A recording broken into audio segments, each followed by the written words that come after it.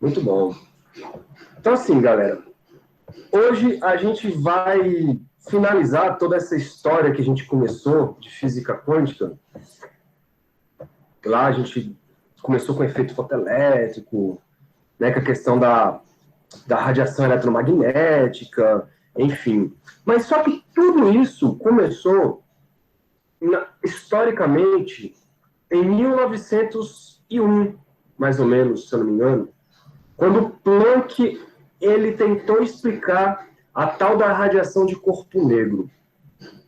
Porque, de acordo com a física clássica, existia uma distribuição de energia que eu vou mostrar para vocês, chamada distribuição de Boltzmann.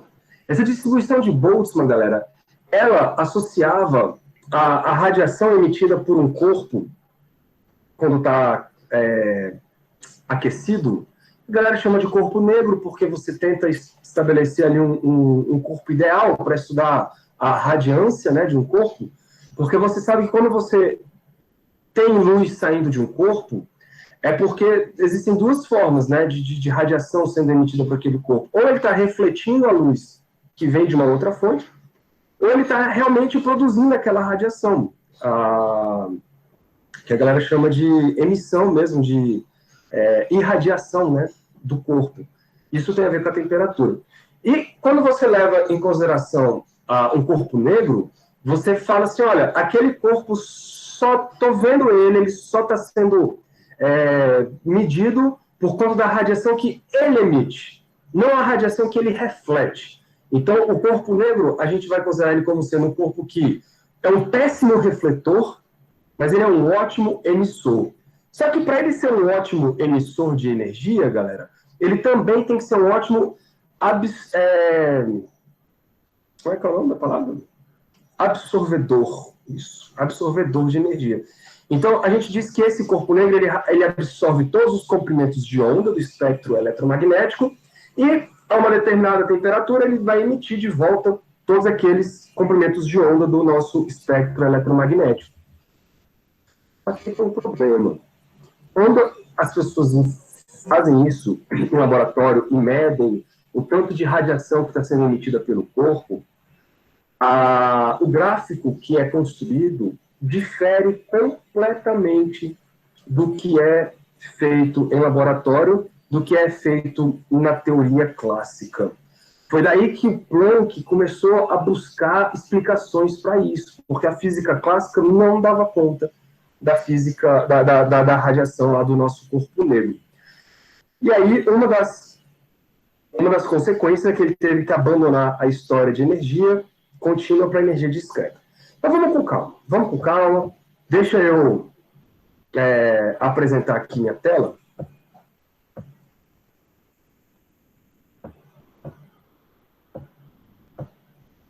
Aí. Vamos com calma. Vamos primeiro entender, galera. Eu vou fazer aqui uns passos que não estão no livro de vocês, tá?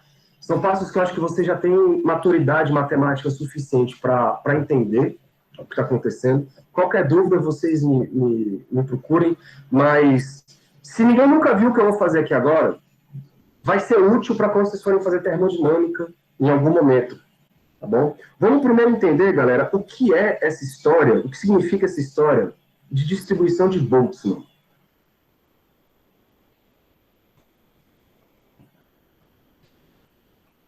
Isso aqui é só para vocês verem que as coisas elas não apareceram do nada, tá? Existe toda uma lógica por trás dessa história de fótons. Então, distribuição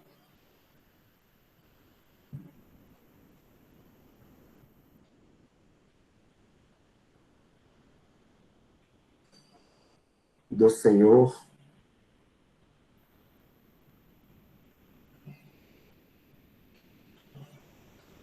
Boltzmann.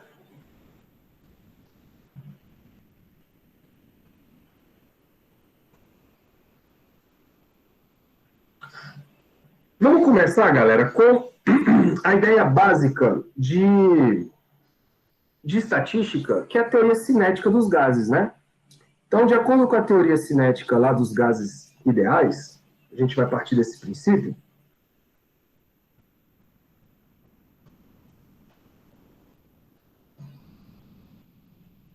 teoria cinética.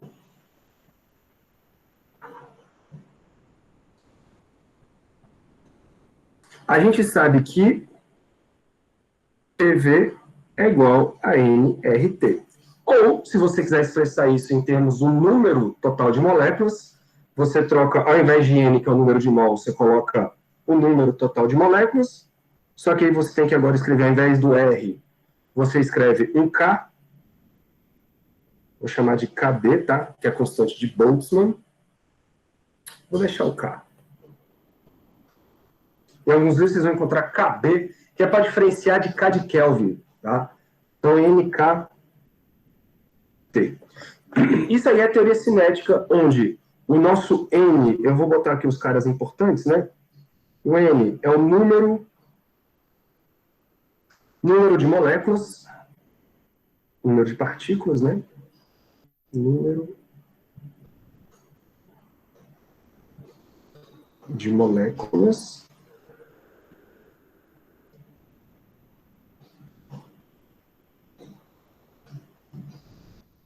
E esse K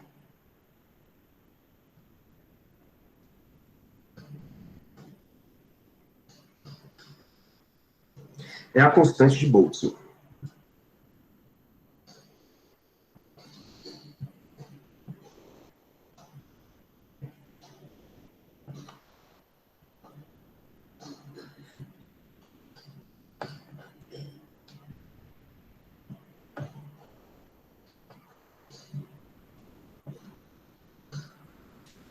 Muito bem. O que eu vou fazer? Eu vou reescrever essa equação lá de cima, não olhando mais para o número de moléculas, mas para uma densidade do número de moléculas. Como é que a gente faz isso? Eu tenho uma distribuição de moléculas dentro de um determinado volume. Se eu dividir o número de moléculas que estão dentro daquele volume, isso me dá a minha densidade. Então, eu vou reescrever o PV igual a NKT lá em cima como sendo assim, ó. P é igual, aí vai aparecer agora um ρ. Esse ρ, galera, é a densidade, vezes K, vezes T. E quem é o ρ? O ρ nada mais é do que o Nzão, que é o número de moléculas, dividido por V. Tá bom? Então você passa o V lá dividindo, e aí você tem essa expressão acontecendo. Essa expressão, galera, ela já te dá algumas ideias. Então, por exemplo, se você tiver um sistema em equilíbrio térmico, onde a temperatura é constante, você vê que a pressão só depende da densidade, cara. Então, onde tem mais moléculas, quer dizer que ele tem mais pressão. Então, isso já te dá uma ideia de muitas coisas. Aquela historinha do fluido, né, o fluido de Pascal, onde a pressão é igual em todos os lugares. Por quê? Porque a densidade é igual em todos os lugares. Sacou? Vocês estão vendo aqui que a pressão ela depende intrinsecamente de quem? Da densidade, que é a concentração de moléculas que tem no seu sistema. Isso, claro, em equilíbrio térmico. Por quê? Porque aí eu estou estabelecendo tudo isso aqui constante. Tudo isso aqui constante. Beleza. Agora vamos olhar mais microscopicamente falando as coisas. Eu quero a pressão exercida, galera, por uma quantidade ínfima de moléculas no elemento da minha coluna de gás ali. Imagina que eu tenho um gás confinado num tubo. Beleza? Um cilindro. E aí eu quero a pressão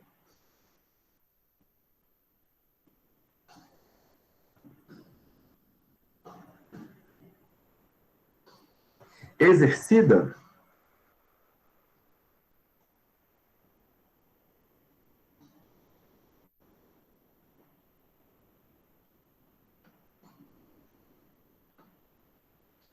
por um número infinitesimal, então eu vou chamar de dN, beleza? Partículas.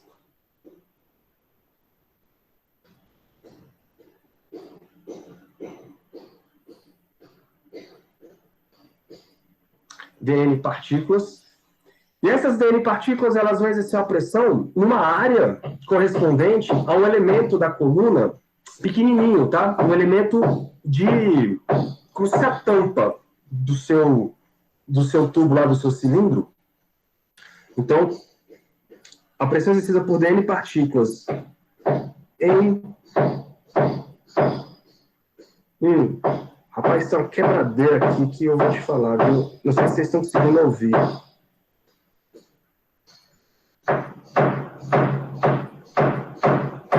É batedeira de um vizinho de lá, o vizinho de cá. Bicho, que inferno que é dar aula em casa. Mas, enfim, se a gente estivesse no campus, também ia estar tendo obra. Então, vamos embora. E o elemento DS, eu vou chamar de DS, tá? É como se você estivesse representando aqui a tampa do seu tubo, da coluna.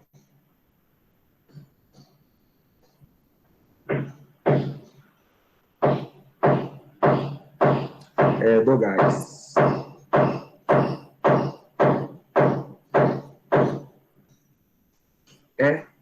Vou completar a frase, né? Então, o que nós temos aqui? Deixa eu tentar ver se eu consigo fazer um desenho rápido disso. Imagina que vocês têm, então... Deixa eu afinar isso aqui. Não, fica você aí. É isso. Olha que merda que esse cara fez.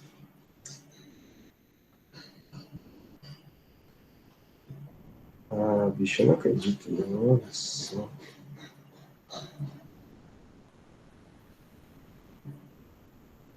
Você vem pra cá. Agora eu vou ter que escrever tudo de novo.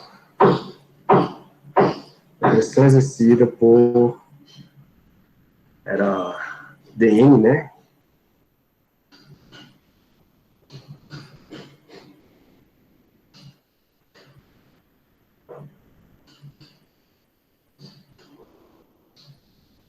Partículas em um elemento. Pronto, é isso aí. Então, o que está acontecendo, para vocês conseguirem visualizar melhor aí, é o seguinte. Imagina que isso aqui, ó, é a base do seu cilindro, tá? Isso aqui vai ser a base do seu cilindro. E aí nós vamos colocar a tampa também. Vamos duplicar.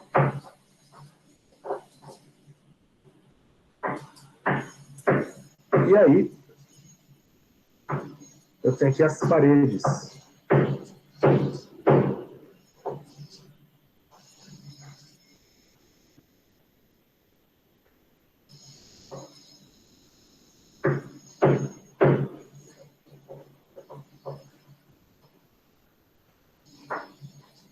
Uma parede aqui.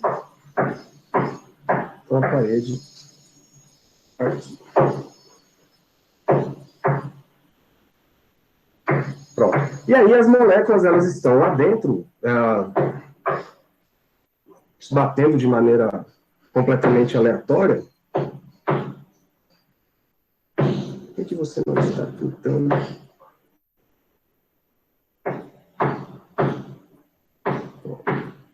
Então aqui estão nossas moléculas, elas estão se batendo de maneira aleatória. Todas essas moléculas, galera, estão exercendo uma força nas paredes. Só que a gente considera aqui, ó, um pedacinho do elemento aqui pode ser aqui, não tem problema.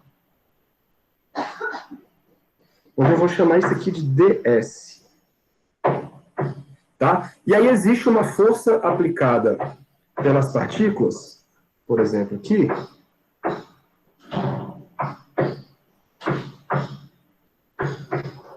Uma força total que elas fazem sobre esse elementozinho. E é isso que nós vamos calcular aqui agora. Ó.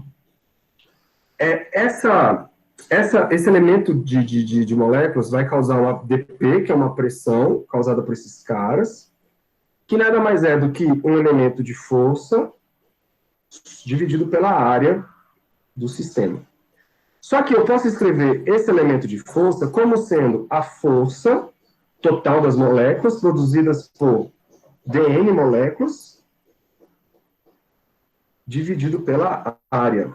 Deixa eu arrumar isso aqui. Então, vai ser a força vezes a quantidade de moléculas dividido pela área. Faz sentido isso, né? Muito bem. Então, o que a gente faz agora com isso? Eu posso escrever, então, que esse dp, do jeito que está sendo escrito aí, Eu posso...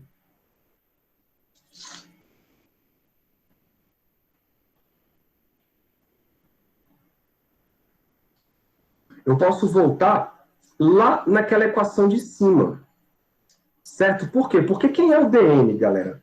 Esse dn, antes de qualquer coisa, ele corresponde, se vocês lembrarem, né? O ρ, esse ρ é n sobre v. Ou se você quiser escrever assim, ó, em termos de diferenciais, o dn é o ρ dv, não é isso? É a mesma coisa. Então, deixa eu já escrever aqui. Claro, eu sei que você não gosta, mas eu vou só aproveitar o espaço, tá?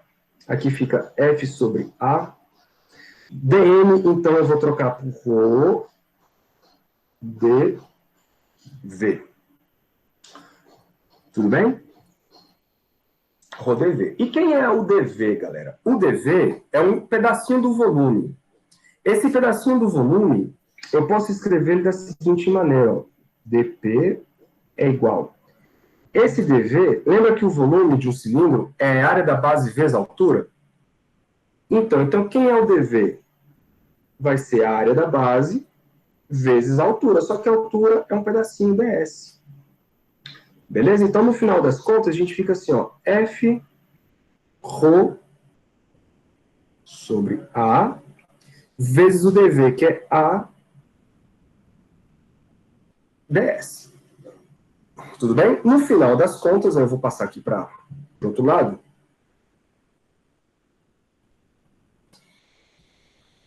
E a gente escreve assim, ó, dp. Isso aqui é só para mostrar um fenômeno para vocês. dp vai ser igual a quem? Vai ser igual a f, as áreas vão cortar, então vai ficar f ρ ds. Beleza? Volta isso e coloca lá na equação da teoria cinética. Porque, de acordo com a teoria cinética, galera, eu sei que o mesmo dp, mantendo a temperatura constante, né, que a gente está falando de um equilíbrio térmico, isso vai ser um kT, tudo constante, e quem está variando é a densidade de partículas. Eu estou olhando para essa equação aqui, ó. Tá? Vou até dar uma circulada nela. Então, quem é o dp? É o dρ vezes o kT, porque o kT é constante. Então, a temperatura é constante. Então, se a gente igualar as duas expressões, a gente fica com f ρ vezes ds, isso vai ter que ser igual a k t d ρ. Então, vamos ajeitar as ordens das coisas aí, colocar o que tem que ser colocado para um lado e o que tem que ser colocado para o outro. Vou colocar do lado esquerdo, galera, f ds sobre kt. E do lado de lá vai ficar o dρ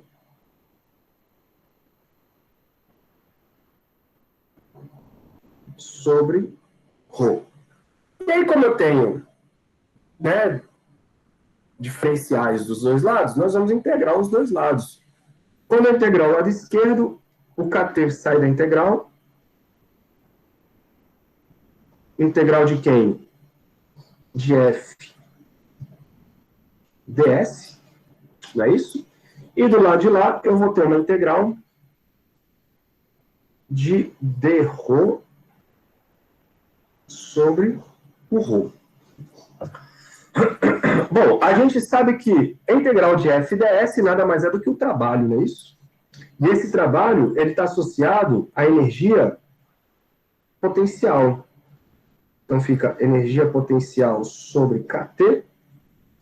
Do lado de lá, a integral de... Eu estou saindo de uma densidade de concentração de K, de moléculas, ρ0, até uma densidade final, ρ. Então, esse aqui vai dar um logaritmo natural de ρ sobre ρ0. Beleza? Vocês lembram disso? Deixa eu fazer com calma aqui, né? Isso aqui dá um ln de ρ, que vai de ρ0 até ρ. E aí, quando você aplicar o cálculo, teorema do cálculo, isso vai dar Ln de ρ menos Ln de ρ0. De maneira que Ln de uma coisa menos Ln de outra coisa é um Ln da divisão das duas coisas. Então, a energia potencial sobre Kt, Ln de ρ sobre ρ0. Beleza, aí o que nós vamos fazer agora? Vamos usar a propriedade do...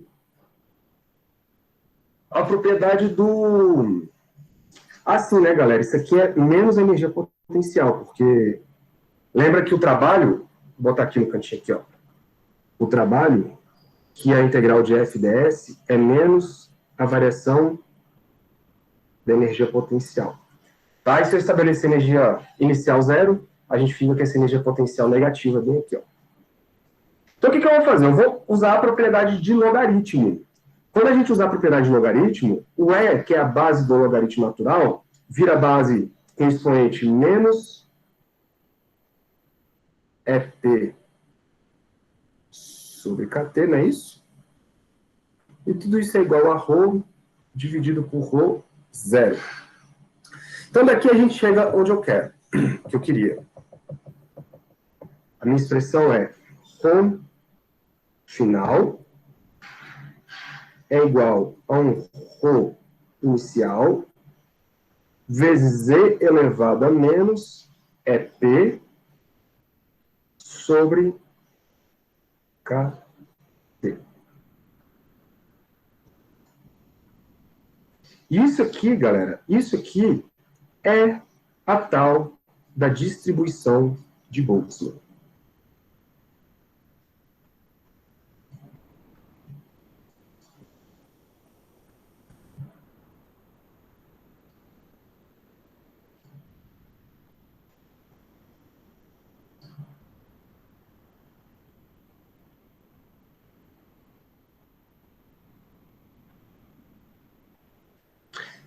E aí, se você der uma parada e dar uma meditada sobre ela, você consegue entender algumas coisas. O que é o ρ? É a densidade de partículas. Só que você pode atribuir essa densidade de partículas como, obviamente, uma probabilidade de encontrar uma molécula numa determinada configuração. Porque quanto maior... Porque pense, cara, eu estou dividindo uma energia potencial ali por um Kt, uma energia térmica, né, digamos assim. E como a probabilidade de encontrar alguma partícula aumenta com a densidade de moléculas, eu posso interpretar essa equação aí como sendo a probabilidade de encontrar uma molécula numa determinada configuração de energia potencial. Certo? E essa probabilidade, ela varia exatamente como a exponencial de uma razão da energia da configuração dividido por uma energia térmica. Então, percebam que a energia térmica, ela toma as rédeas da situação. Quando você aumenta demais a temperatura do sistema, você vê que a energia da configuração, ela torna-se irrelevante. Tudo bem? Ela torna-se irrelevante. Por quê? Porque se essa temperatura aumenta muito, aí essa fração aqui, ela vai para zero, e aí esse exponencial vai para zero, e aí a sua densidade, ela fica ali não dependendo da energia da configuração. A densidade inicial é igual a probabilidade antes, igual a probabilidade depois, enfim, a sua densidade, a probabilidade não diminui. E aí o que eu quero com isso, galera? Eu quero pensar no seguinte, pensa comigo. Se o ρ... outra coisa, né? Essa distribuição de Boltzmann, ela já justifica um bocado de coisa. Por exemplo, se você leva em consideração a energia potencial gravitacional, MGH, e coloca lá, você já vê claramente que a temperatura influencia na rarefação do sistema. Quanto maior a temperatura, menor é a probabilidade de você encontrar naquela configuração. Já dá para ver que a altura também interfere. Então, você vê uma maior concentração de moléculas próximos do chão do que no topo. Né? Por conta de quem? Por conta dessa distribuição de Boltzmann que está aqui na tela para vocês. Só que o grande lance dessa distribuição de Boltzmann vem agora para o que a gente está interessado, né? A gente está interessado no seguinte. Se o ρ é a densidade, galera, de partículas com uma energia potencial dada, se eu multiplicar esse ρ vezes a energia potencial, isso vai me representar uma densidade de energia do sistema. Olha só, eu posso, com esse ρ aí, eu posso fazer algumas coisas. Eu posso fazer o seguinte, ó. Quem seria a energia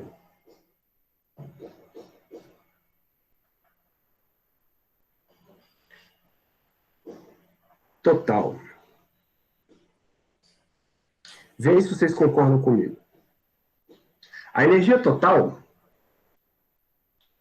quem é? Vai ter que ser a energia de configuração de cada partícula vezes a densidade de encontrar aquela partícula. Né? Isso daí é uma densidade de energia. Então, por exemplo, eu tenho uma quantidade de partículas X com uma configuração EP. Beleza. Aí eu tenho uma outra quantidade de partículas Y com uma outra quantidade de energia EP. E aí, se eu somar todo esse conjunto de configurações de energia para cada pacote de partículas que eu tenho ali, eu estou, na verdade, integrando ou somando todas as energias. Opa.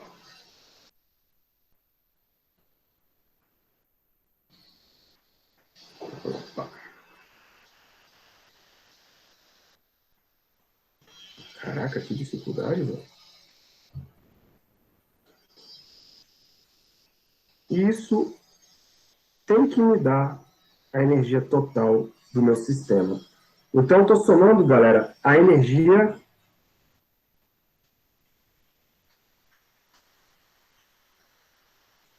estou somando a energia de cada bichinho de contribuição de densidade lá, porque aí eu tenho, né, o que eu falei, uma quantidade de moléculas com uma energia de tantos joules, por exemplo. Aí eu tenho uma outra quantidade de moléculas com outra energia. Se eu somar tudo isso, eu tenho a energia total do sistema. Dá uma meditada sobre isso, e aí vocês vão ver que isso vai fazer sentido na cabeça de vocês. De uma maneira semelhante, eu posso pensar num total de partículas.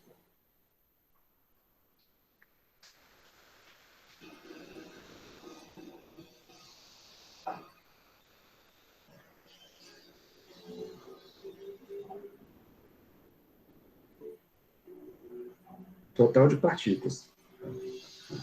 É claro, galera, que como eu estou pensando em ρ, vocês estão vendo que eu estou botando N aí, né? Eu estou pensando, então, no total de partículas dentro de um determinado volume. Eu estou pensando na energia total dentro de um determinado volume do meu gás, né? Digamos assim.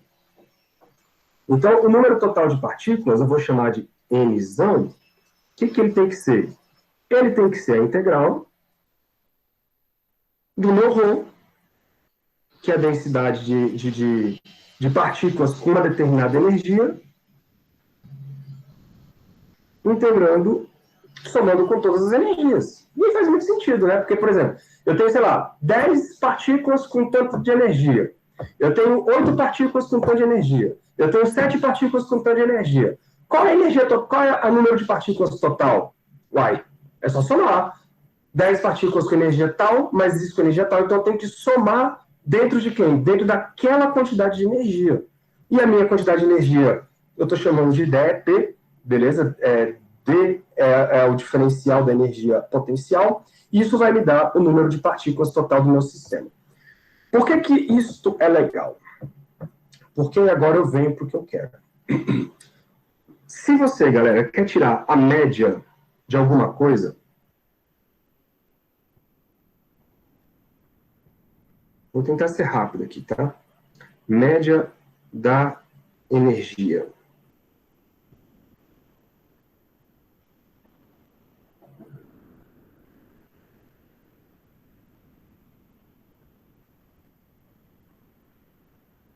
É isso aqui que vai ser a parte interessante do negócio. Toda vez que você quer tirar a média de alguma coisa, o que que você faz? Eu vou chamar então de média da energia.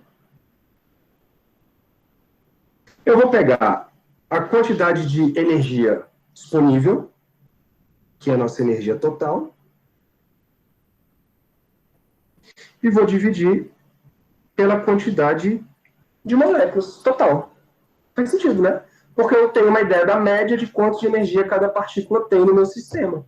Isso é que a gente chama de média de energia. Tudo bem, galera? A gente vai chegar num resultado muito interessante aqui, ó. Então, vamos lá. Eu vou dar um espaço bom, porque agora eu vou precisar colocar as integrais.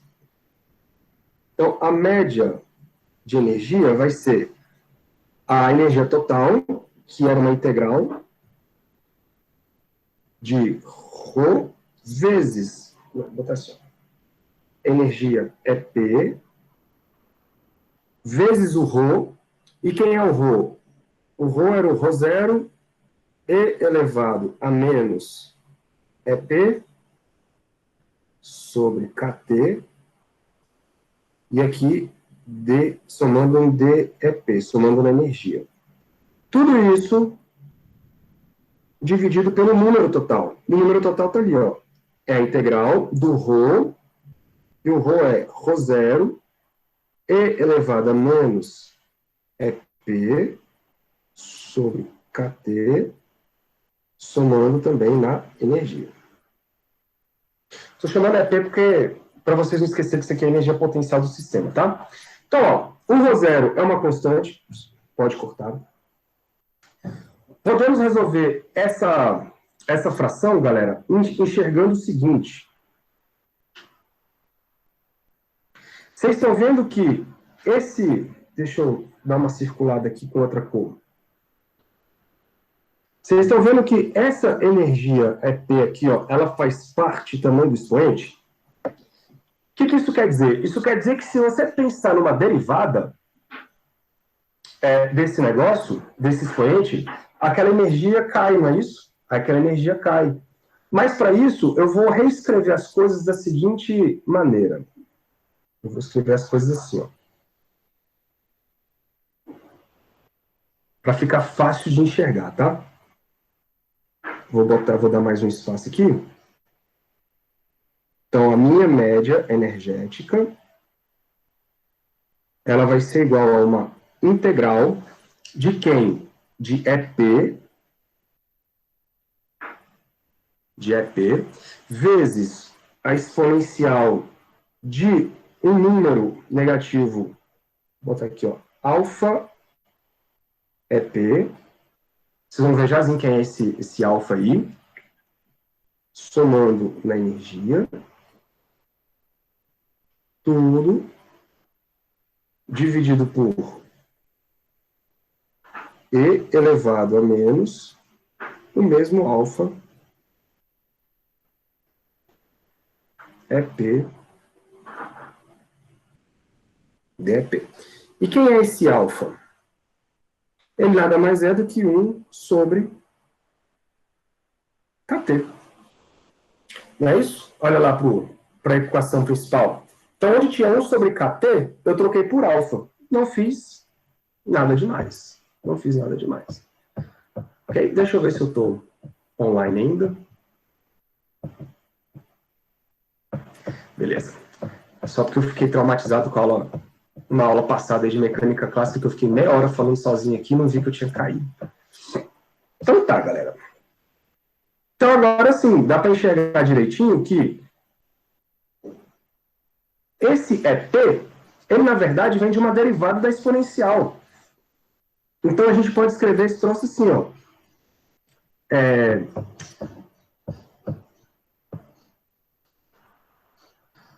A média da energia. Se você... deixa eu botar mais embaixo para a gente poder ter espaço. A média da energia é igual à integral. E aí eu vou pensar numa derivada em relação ao alfa.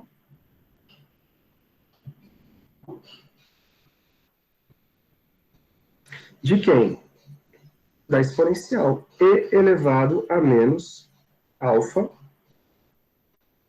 EP, né, vezes aqui o nosso DEP. Tudo dividido pela integral de E elevado a menos alfa ET. Faz a conta. Se tu derivar a exponencial, não caiu EP?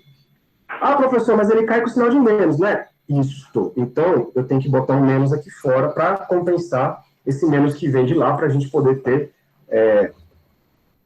a mesma historinha. Muito bem. Só que como eu estou derivando em alfa, galera, eu posso fazer uma malandragem aqui, ó. E a minha malandragem é tirar a derivada para fora da integral. Então, eu vou ter aqui, ó, menos de alfa da integral de E elevado a menos alfa é P, né, D é P, tudo isso dividido embaixo por integral de E elevado a menos alfa é P, D é P. Tudo bem? E integral de exponencial é fácil calcular. A integral de uma exponencial cai lá o expoente, né, invertido, e aí ele fica assim, ó. Opa, deixa eu dar mais espaço. Então, a média da energia vai ficar menos... Eu vou transformar isso aqui em derivada total, tá? Porque só depende do alfa mesmo. Uma derivada total de quem? De quem? Aí eu tenho que fazer a integração. A integração, galera, dessa exponencial me leva o seguinte, vai cair o alfa, só que ele cai invertido, né? E com sinalzinho de menos, que tem um menos lá. Então, caiu o alfa, lá de cima.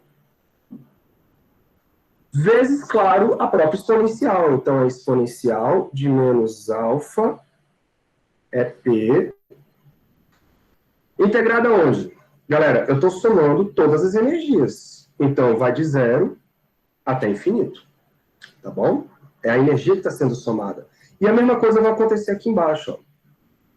Vai acontecer menos 1 sobre... Opa. Menos 1 sobre alfa de E elevado a menos alfa é P, também somado, integrado de zero a infinito. Vamos ver onde isso vai levar. Então,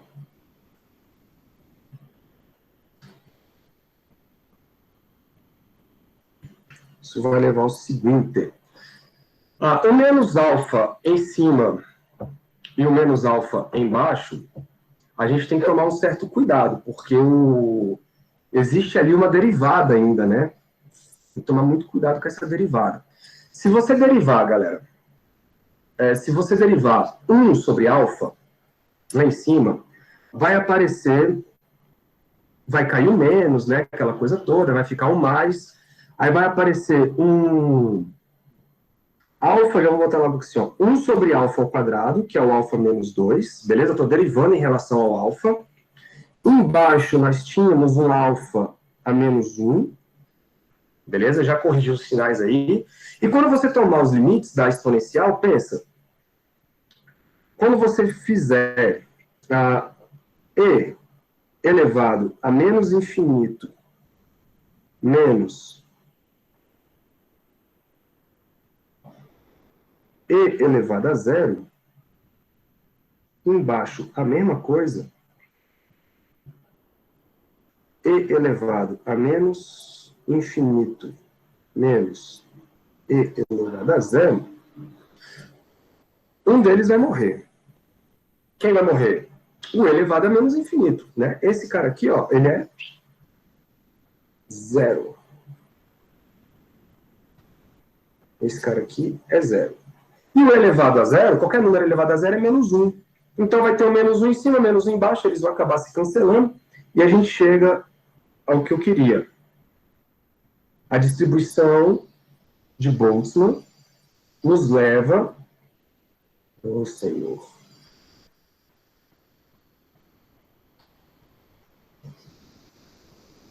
a 1 sobre alfa. Beleza? Que é, como alfa é 1 sobre kt, isso aqui então dá kt.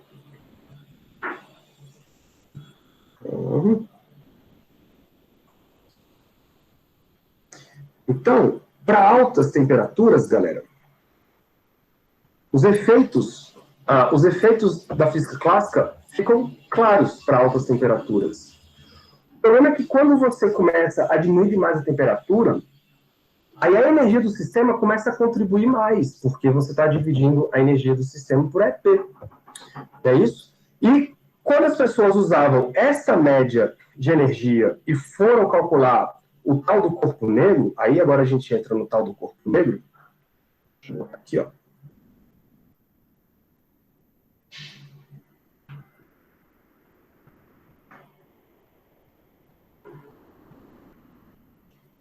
Corpo negro.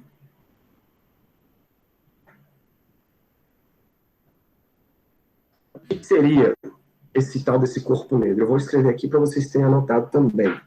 Então, nada mais é do que uma superfície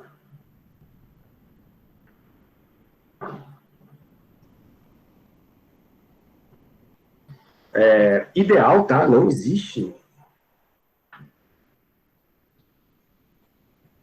fisicamente algo assim. Você pode aproximar. Uma superfície ideal que absorve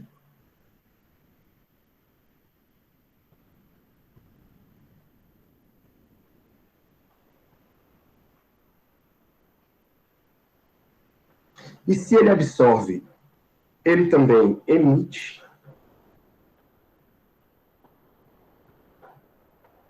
todos os comprimentos de onda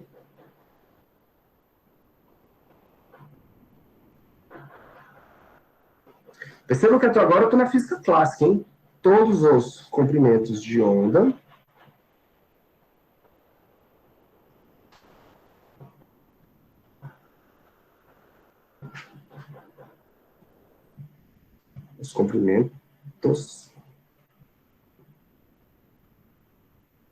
de onda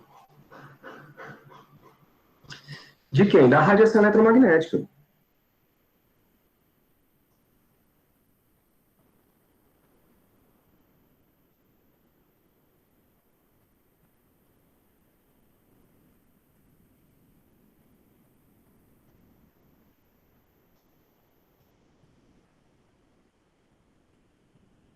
Eletromagnética.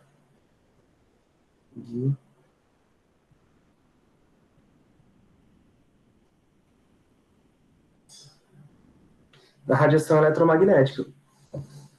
Tudo bem? E a intensidade emitida por esse corpo negro, vamos colocar aqui, ó, intensidade emitida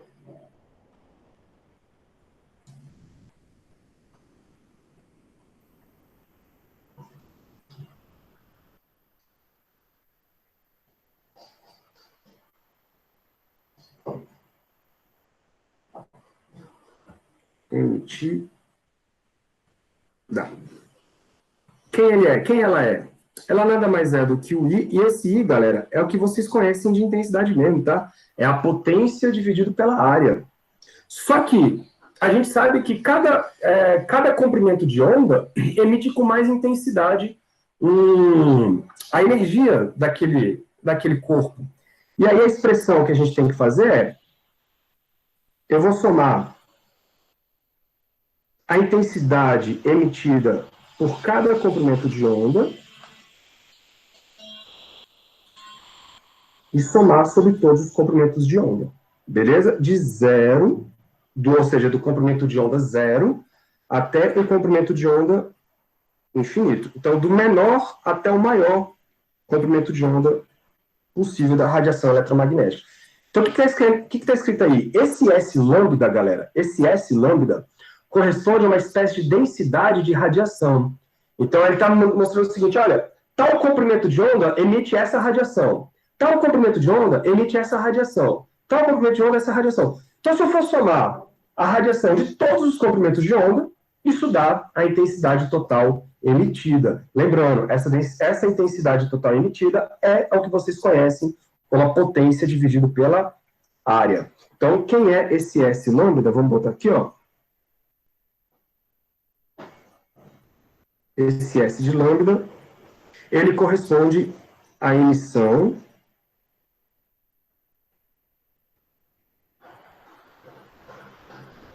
acho que o livro de vocês usa a palavra radiância.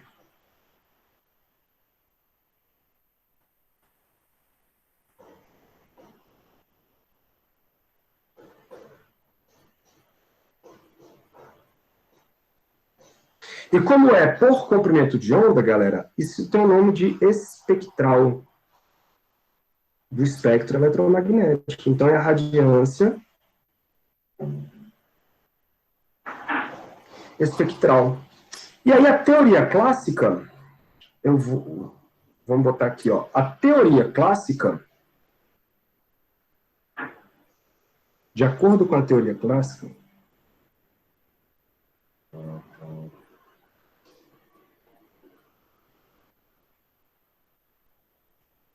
e aí eu não vou provar, tá bom? Porque não é o objetivo aqui a gente fazer essa conta. Inclusive, dá uma conta chatinha de fazer. Vocês devem fazer isso quando vocês forem da física quântica depois. Isso aqui é como a introdução, a gente não tem necessidade de fazer isso, não. Esse S lambda, S de lambda,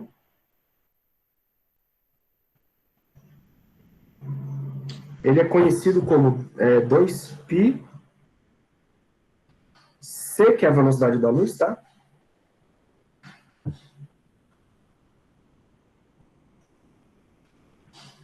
Oh, meu Deus.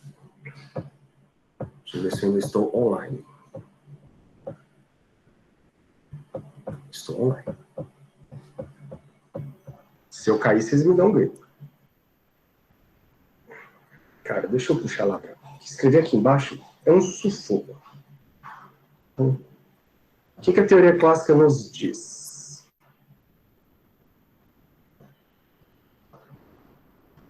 Pronto, aqui fica mais bonito.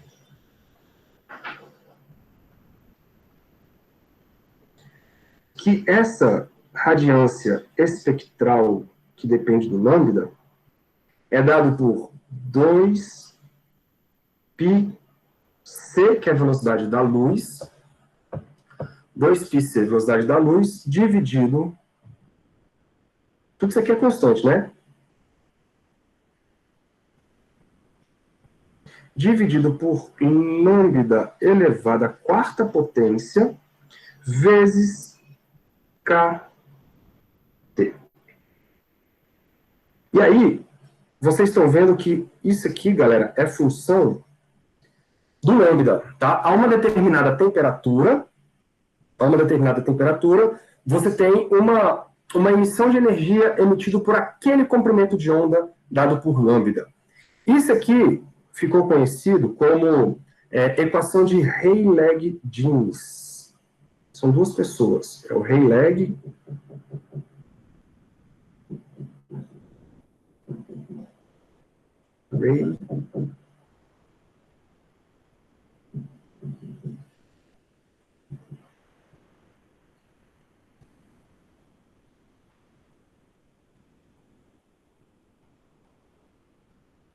Rayleigh-Jeans.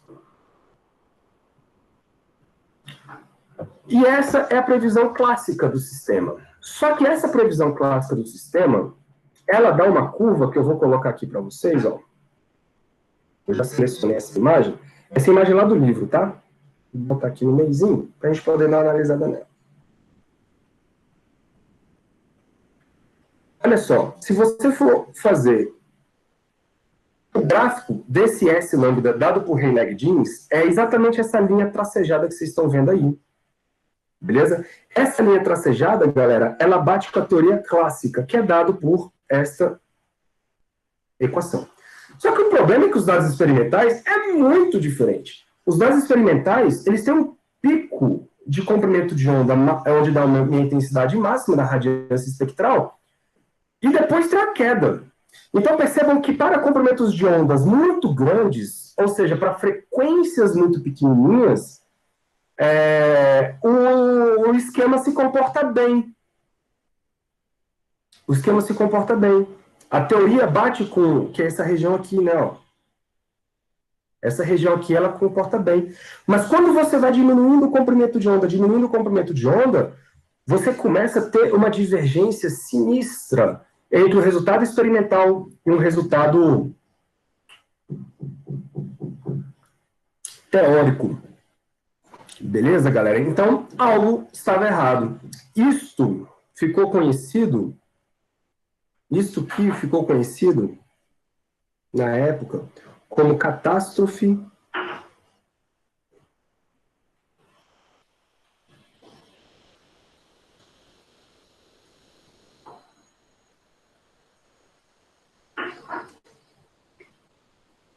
do ultravioleta.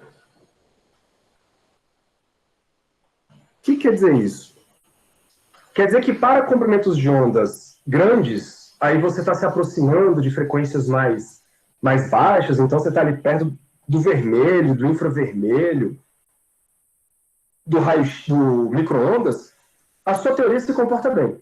Mas na medida que você vai diminuindo o comprimento de onda, e aí você vai para frequências maiores, então você está saindo ali do vermelho, você está indo para o verde, para o amarelo, chegando no azul, do amarelo para o verde, chegando no azul, indo para o ultravioleta, cara, você tem uma explosão da sua função aqui, e isso não bate com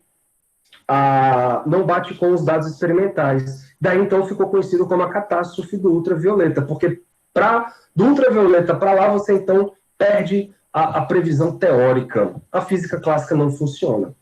E aí, o que o Planck pensou, galera? O Planck pensou o seguinte, meu amigo, então quer dizer que a nossa previsão clássica, ela diz que se eu pegar frequências muito grandes, eu tenho emissões de radiação muito grandes. E, galera, se você for pensar bem, isso faz sentido, né? Por que a física clássica ela falava? Ela falava assim, olha, a radiação emitida pelo objeto aquecido depende da frequência que esse objeto vibra. Quanto maior a frequência que ele vibra, maior é a temperatura, logo maior é a frequência de onda que ele emite também, porque cargas aceleradas emitem radiação eletromagnética. Só que a previsão clássica, ela vai só até aí. Por quê? Porque ela considera o seguinte, cara, então, os mais rápidos vão emitir muita frequência, logo mais energia, e aí, enfim, começava a ter um problema. O que o Planck pensou? Ele falou assim, cara, tem que ter um corte aí. Eu tenho que ter um corte onde a frequência aumenta, mas aí o sistema ele acaba não emitindo mais energia. E aí, para fazer esse corte, galera, ele teve que passar por uma situação drástica. E aí é daí que entra a hipótese de Planck.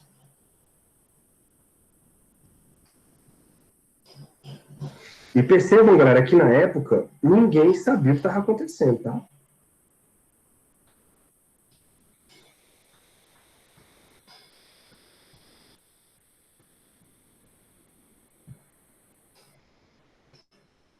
O Planck só queria uma equação que desse conta desse dado experimental. Só. Ele só queria uma equação que servia para isso.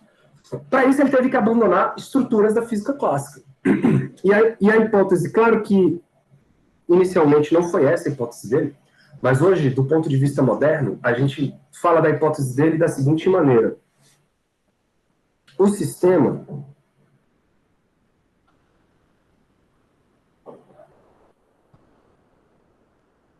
sistema ele tem acesso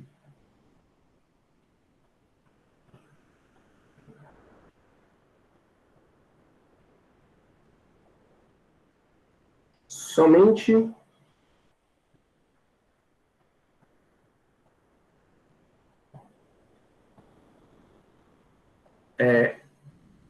a certos níveis de energia.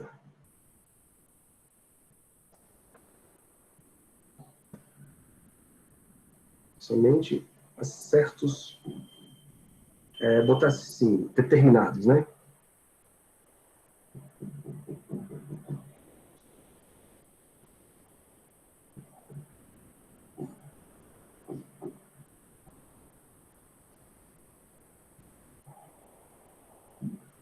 Níveis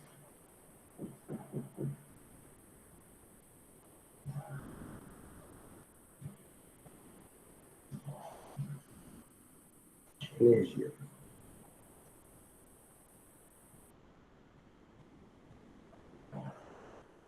É porque os livros explicam isso de uma maneira meio jogada, e não dá para entender, né? Mas a ideia é essa. O sistema tem acesso a determinados níveis de energia. Por quê? Não sei. Eu sei que o fato da minha onda não crescer infinitamente quando a frequência aumenta, então quer dizer que, de uma determinada maneira, o sistema não tem acesso àqueles níveis de energia. É isso que ele pensou. Então, os átomos ali, as moléculas que estão vibrando, não conseguem emitir com aquela frequência alta, que é isso que está mostrando no gráfico. Por quê? Porque os átomos não têm acesso àquela energia. É isso que ele partiu do princípio. E aí, resumindo, galera, é isso aqui, ó. De acordo com a teoria clássica, a energia do sistema pertence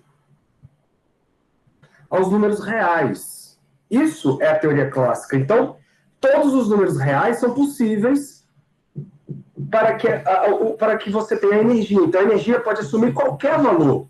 Percebam que aí são valores infinitos de energia, porque você está indo num contínuo de energia.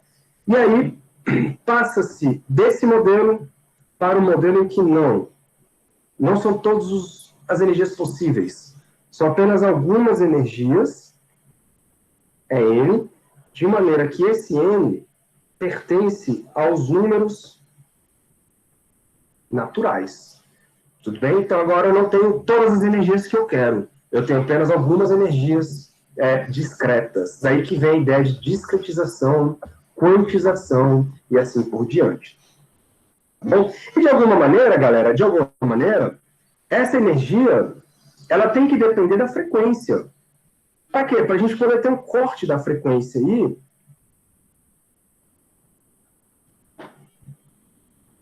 Para a gente ter um corte da frequência, e explicar por que para altas frequências nós não temos uma radiação satisfatória vindo do lado do seu sistema. Por quê? Porque para aquela frequência, a energia é alta. E aí o sistema fica mais difícil de acessar aquela energia. Essa é a explicação de Planck. Agora, vocês vão entender por que eu fiz aquela conta no início da aula. Então, vamos lá. Dessa forma, vamos agora com calma.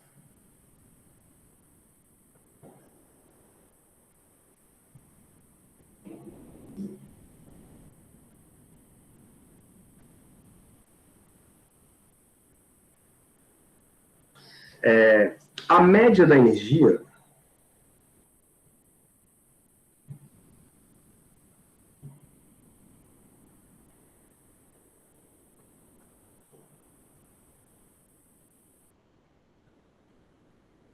da energia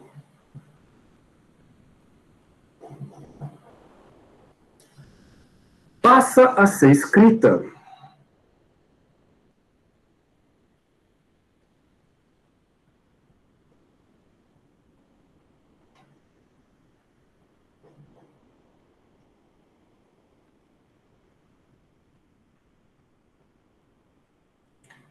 por seguinte. Ao invés, galera, de você ter uma integral, porque a integral soma valores contínuos de coisas pequenas, você vai ter que ter um somatório. Então, você vai somar agora os números, os n's de energia, da energia que o sistema tem, certo? Vezes aquele nosso ρ, que é a densidade de energia, né? E aquele nosso ρ já cortei o ρ zero, vai ficar assim, ó, exponencial de menos a nossa energia do sistema dividido por kT. Então, dividido, né? Pelo somatório dos níveis de energia de E elevado a menos EN sobre kT. Então, o que ele fez, na verdade? Trocou a integral por uma soma, e essa soma agora das energias são discretas. Então, tem uma energia 1, energia 2, energia 3, energia 4. E essas energias dependem de quem? Da frequência. Então, cada energia EN é um múltiplo do N pertencente aos naturais, né?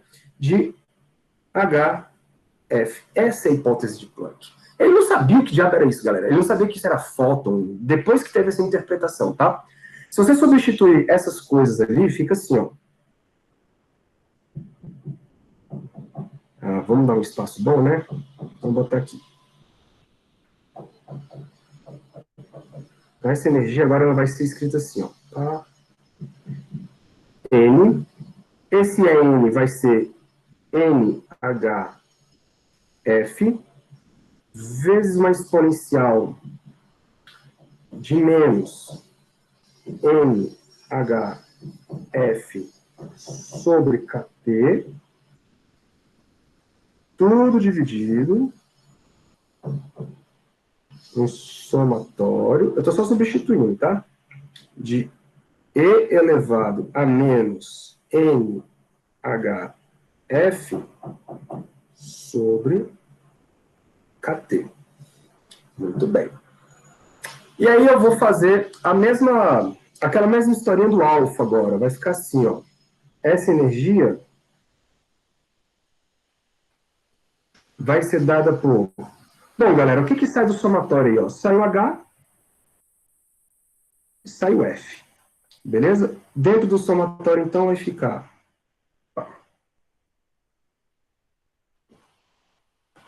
Estou somando em M, não é isso? De quem? De N E elevado a menos alfa N, dividido embaixo o somatório em N, só não vai ter o N, então é E elevado a menos alfa N. E quem é esse alfa agora?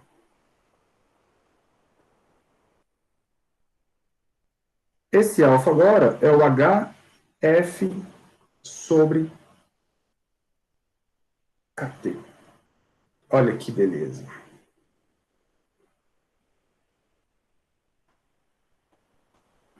Tá acabando. Então, vamos lá. O que vai acontecer agora? Vamos brincar de novo com a historinha da derivada. Essa história da derivada ajuda muita gente. Tá bom? Se você derivar exponencial, galera, vai cair o N, não é isso? Daquele N que estava lá. Só que eu tenho que botar um sinalzinho de menos aqui para corrigir. Então, fica menos HF, uma derivada em relação ao alfa, de quem? De um somatório em N, de E elevado a menos alfa N. Pronto. Dividido pelo somatório, e aí aqui não tem a derivada, né?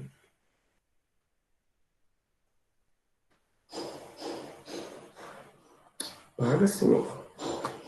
Então aqui vai ter um somatório em N de E elevado a menos alfa N. Então essa derivada aí, galera, só aparece por conta desse N aqui, ó. Porque quando eu derivo a exponencial, o N cai. Então eu estou reescrevendo a equação por conta desse N que está aí fora. E aí a gente tem que usar aqui uma uma expansão, tá? Eu vou trocar de cor, só para vocês entenderem que é um parênteses aqui na situação. Então, vou botar assim, ó. Porém,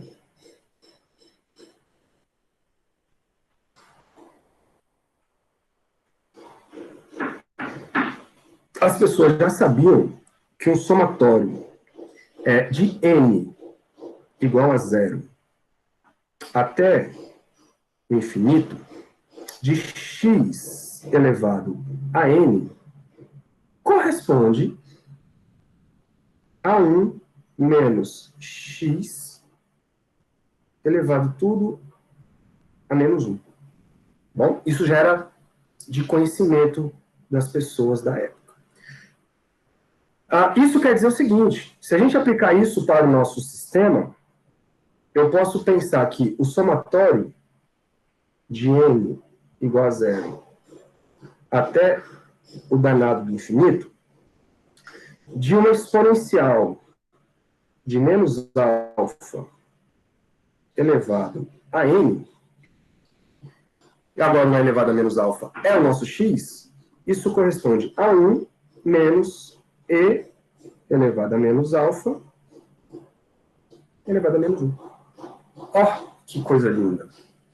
Só entender a grandiosidade do que está acontecendo aqui, vamos substituir esses resultados desses somatórios lá no nosso problema. Então, bota assim, ó. Então,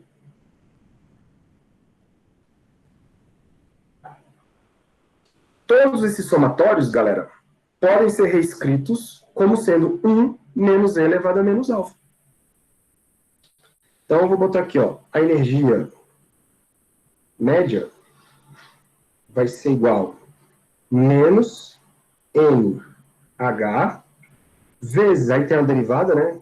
A derivada em relação a alfa, de quem? De 1 menos E elevado a menos alfa, elevado a menos 1,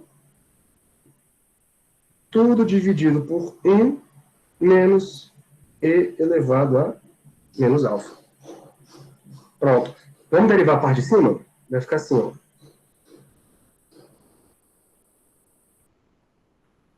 Se você derivar a parte de cima, NH, aí vai cair o menos 1, certo? Quando cair o menos 1 do exponente, aí fica 1 menos elevado a menos alfa elevado a menos 2. Não é isso? Aí vezes agora a derivada lá de dentro. Se você derivar lá dentro, o alfa cai com o sinal de menos, como já tem o sinal de menos, vira mais. Então fica E elevado a menos alfa. Bom? Embaixo, continua 1 menos E elevado a menos alfa. Não tem mais espaço, então vamos para cá. Então a energia média do sistema... Opa. Vai ser igual a quem, galera? Vai ficar assim, ó. Um menos com menos, aquele menos 1 vai cortar com menos lá, aí vai dar HF. Vamos voltar lá. Então, ó, o menos de fora com menos do menos 1 vai embora. Esse cara aqui, ó, também está elevado a menos 1, né? Menos 1. Menos 1. Quando você fizer menos 2 mais 1, vai dar menos 1. Então, eu vou estar dividindo por 1 sobre... dividindo por 1 menos e elevado a menos alfa. Só que tem um e elevado a menos alfa em cima também. No final das contas, isso vai ficar e elevado a menos alfa dividido por 1 menos e elevado a menos alfa. Tá bom? O que eu vou fazer? Eu vou multiplicar em cima e embaixo por e elevado a mais alfa.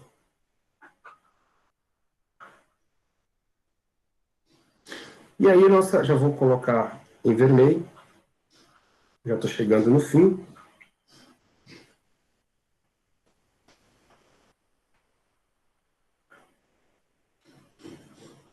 Isso vai dar HF, que multiplica, galera. Aí é que vem a grande historinha. Ao invés de você ter uma coisa proporcional a KT, vai aparecer assim, ó. Multiplica E elevado a menos alfa com E elevado a alfa, dá 1.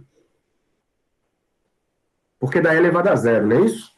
Aqui embaixo vai dar E elevado a alfa menos 1. Certo? E como alfa é igual a HF sobre KT, então a gente acabou de encontrar a distribuição, a média da energia usando a distribuição do Planck.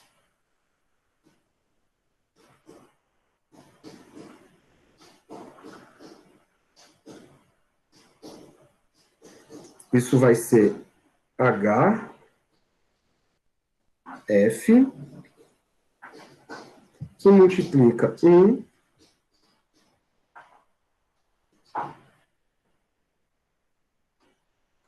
sobre E elevado a HF sobre KT, deixa eu...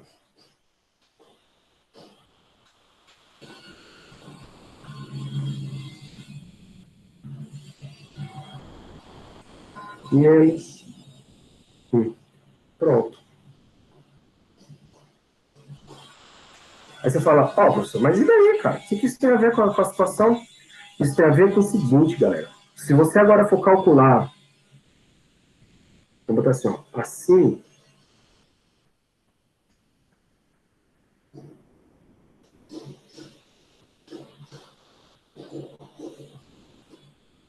a radiância espectral, aí é que está o perigo.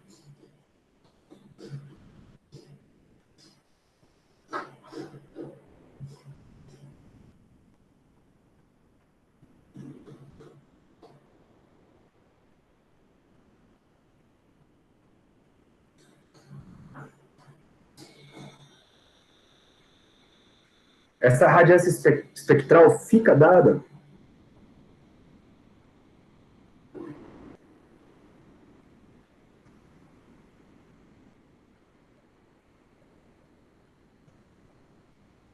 pelo quê? Vamos voltar lá para a radiância espectral, dado por Rayleigh-Jeans. Cadê ela? Ela está aqui, ó. Vocês estão vendo, galera, que apareceu aqui o KT. Isso aqui corresponde à energia média.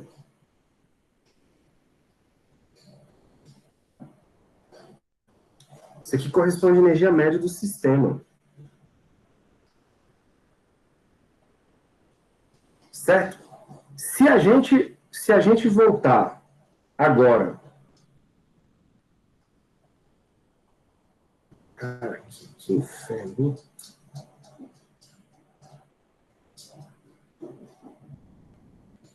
O negócio não faz o risco no lugar que você quer. Se a gente voltar agora para essa mesma equação e jogar aí dentro essa nova média que a gente achou, olha o que vai rolar. Então fica assim, ó, S de lambda era aquele 2πc sobre, era 2πc sobre lambda 4.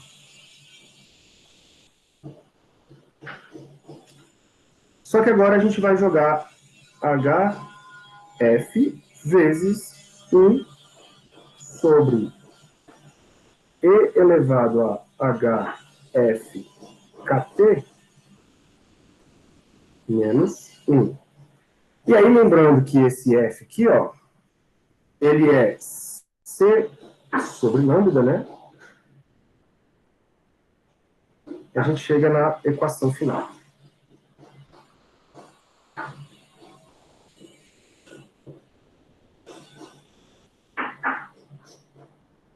Uhum. Vamos lá.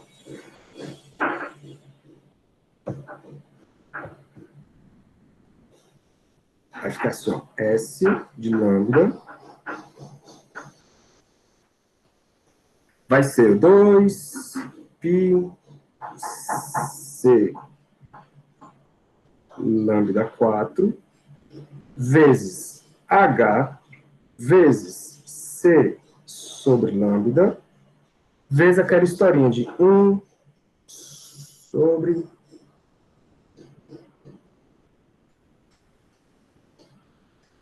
Aqui é mais, né?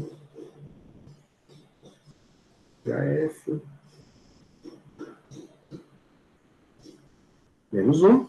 E aí pronto, a gente chega na expressão final para a radiância espectral, que vai ser dada por S lambda é igual a 2 π C ao quadrado H sobre 1 lambda elevado à quinta potência vezes esse grande fatorzinho que vai dar o corte na frequência que o Planck queria.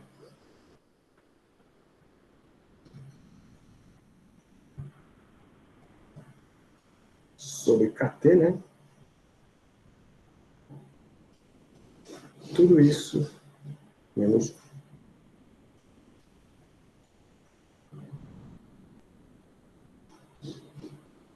Pronto. Olha aí que belezinha, galera. E essa equação, ela dá exatamente esse resultado experimental. Exatamente esse resultado experimental. Então, percebam, o Planck, quando ele escreveu isso, ele abandonou algumas questões físicas e foi para o lado matemático do negócio. E falou assim, olha, vou admitir isso aqui. Por quê? Porque eu quero que dê certo com a curva, raios. Eu quero que esse trem bata com a curva. E bateu, né? Ele encontrou uma equação que bateu, fitou a curva direitinho. Então você percebe, galera, que é um dado experimental em que o Planck pegou o dado experimental e forçou uma matemática para dar certo. Por quê? Porque a matemática que a gente tinha não dava certo. Depois de um tempo, tanto é que na época o Planck falava assim, olha, isso foi um ato de desespero. Eu queria que o negócio desse certo a qualquer custo. Eu queria que esse negócio desse certo a qualquer custo. E aí, eu tive que fazer isso para dar certo. Foi um ato desesperador. Só que mal sabia ele que esse ato desesperador dele ia fazer nascer uma nova física, uma nova teoria que a gente conhece como física quântica. E aí, galera, a interpretação que nós temos hoje, por isso que é bom deixar essa parte por último, apesar de cronologicamente falando ter sido o primeiro, a gente deixa isso por último. Por quê? Porque é onde a gente tem uma interpretação sobre isso, né? A gente sabe que por que o sistema... Vou aumentar aqui, ó. Por que o sistema, ele deixa de emitir aqui para frequências altas? Porque os níveis de energia de frequências altas é muito grande e o seu oscilador lá do metal, do objeto que está quente, ele não tem acesso a esses níveis de energia. Então, eles são péssimos emitidores de fótons para aquilo que foi onde a gente conseguiu interpretar já nas aulas passadas. Então, casou com uma luva, galera, uma coisa que foi tirada da cartola, matematicamente, com dado experimental, aí depois foi ajustado isso bonitinho para obter o valor da constante de Planck. E aí tem mais, se você pegar essa equação do Planck aqui, final, e derivar ela com relação ao lambda, eu vou pedir para vocês fazerem isso. Se você derivar ela com relação ao lambda igual a zero, vocês vão encontrar o pico, que é o máximo, o valor de radiação máxima para aquele comprimento de onda. E vocês vão ver que isso depende da temperatura. Né? Eu acho que tem deixa eu ver se eu consigo achar aqui. já que vocês estão com o meu tablet espelhado, eu acho que eu tenho um negócio aqui que pode ser útil.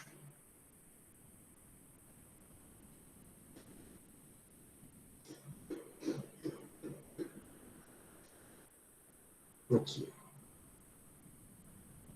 Olha aqui, ó. O espectro do corpo negro, cara.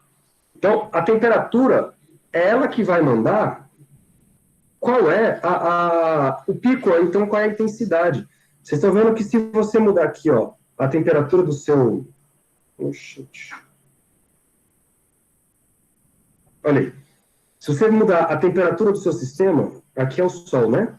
O Sol ele tem um comprimento de onda máximo aqui, ó, perto do vermelho, perto do azul, perto do amarelo. É por isso que a gente tem a coloração do Sol mais ou menos próximo do amarelo ali. Porque ele emite com muita intensidade comprimentos de onda nessa coloração. Se você aumentar demais a temperatura de uma estrela ou de um objeto, deixa eu diminuir aqui usando assim. Eu diminui a escala, tá? Se você aumentar demais a temperatura,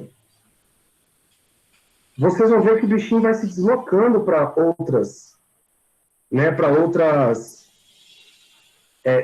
O cara fez um erro aqui, hein? Vocês estão vendo o erro, né? O cara colocou aqui comprimento de onda embaixo e ele inverteu, ele colocou o azul para a direita. O azul tinha que estar para a esquerda, tá, galera? Porque você vai ter deslocamentos do seu comprimento de onda, à medida que a temperatura aumenta, ele vai se deslocando para o violeta. Por isso que uma estrela azul, ela seria muito mais quente. Aqui, ó. O azul, aí ele botou certinho aqui em cima. O azul seria muito mais quente, uma estrela azul seria muito mais quente do que uma estrela amarela. Por conta de quem? Por conta dessa história do pico de energia. Então, cara, pode ser, não é coincidência, né? Não é coincidência. Nós, seres humanos, nos adaptamos a enxergar dentro do visível. Por quê? Porque tá aqui, cara. A nossa estrela, ela emite com mais intensidade o espectro visível. Não é coincidência, é porque é assim que nós nos adaptamos. Para sobreviver, a gente aprendeu a enxergar o espectro visível. Por quê? Porque o espectro visível, olha só, ele é onde está quase toda a maioria da radiação eletromagnética emitida pelo Sol vem do espectro visível. O Sol emite raio-x? Emite. É um comprimento de onda menorzinho, mas ele emite. Só que uma intensidade mais baixa. Ele emite micro-ondas? Emite. Só que tem uma intensidade mais baixa. Então, tudo isso, galera, vem dos estudos de radiação de corpo negro. Tá? Você considera o ideal, depois aplica para coisas reais.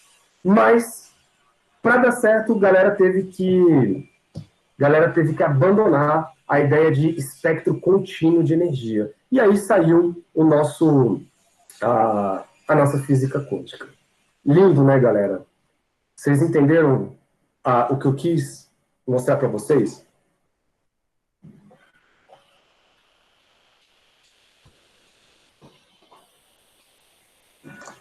Tá tranquilo? Eu vou parar a gravação aqui. Vou parar a apresentação. Senhores, alguma dúvida? Algum comentário? Algum desabafo? Por favor, falem. Passei 1h30 falando.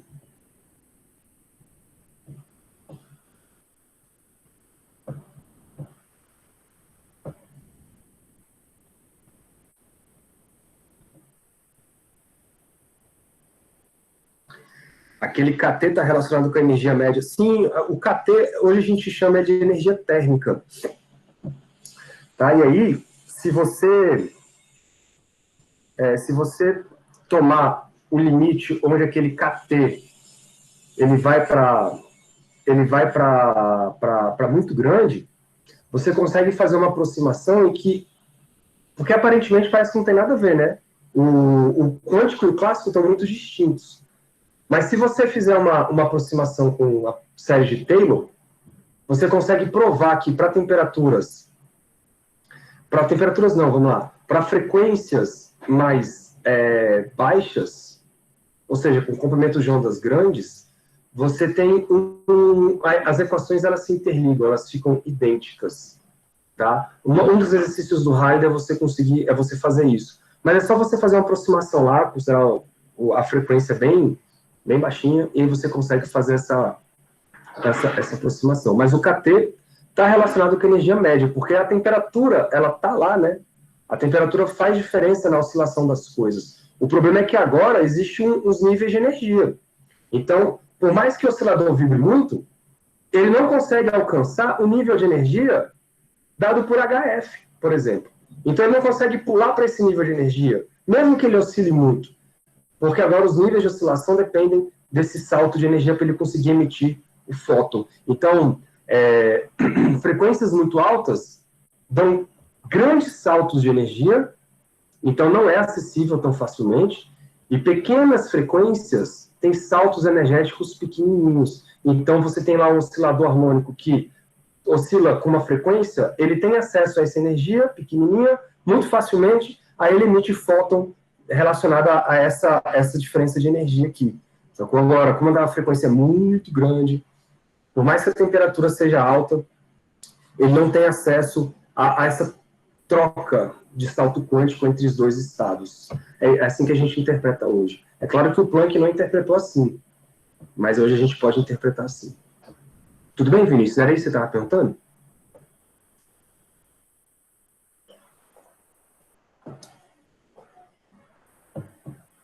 Top. Mais alguma, galera? Alguma pergunta?